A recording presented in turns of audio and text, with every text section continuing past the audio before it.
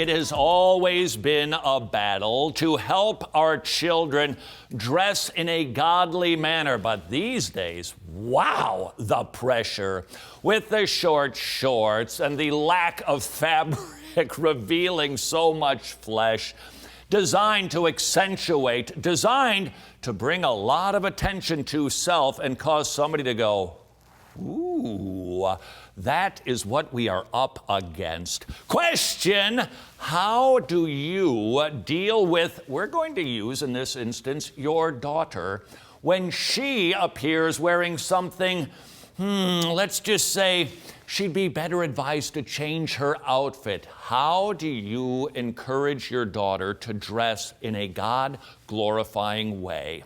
There are two options. Seriously?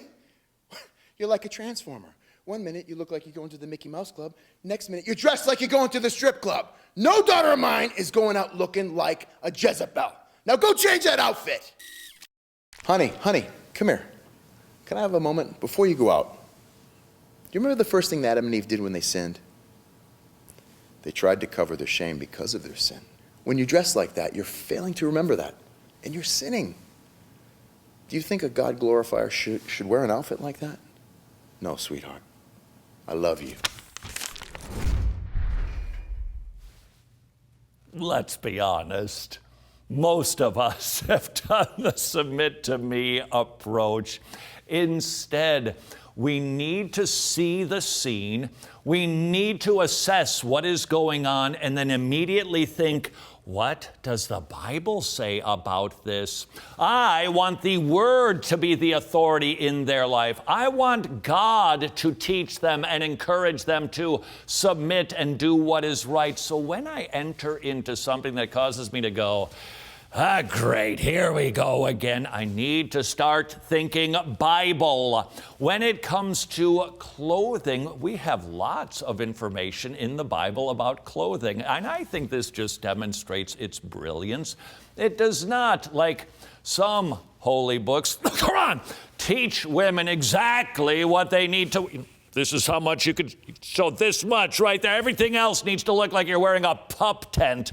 The Bible doesn't do that. Instead, the Bible teaches us about God. It teaches us about the garden. It teaches us about Adam and Eve. And it teaches us about sin. And we see the connection in the garden. As soon as Adam and Eve sinned, they knew they were naked. Why? Because trust had been lost.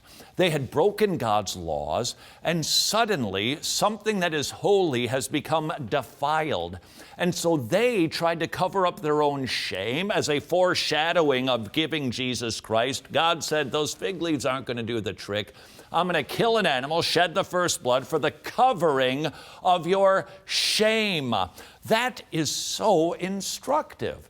Now we realize that clothing is a perpetual reminder that we're sinners, which means when we strip them off and go to a nudist camp or just look really sexy and hot, we're basically saying to God, we're not sinners.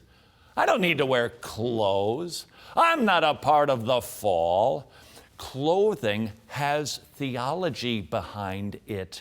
Then you can talk to them about nudity being forbidden in the Bible. You can take them to the story of Noah if you would like to. You can show them that the temple priests, they couldn't go up the stairs at a certain angle with their robes so that nobody could even inadvertently look up and see what they shouldn't be seeing. Do those things, teach those things, but teach them the why behind those things.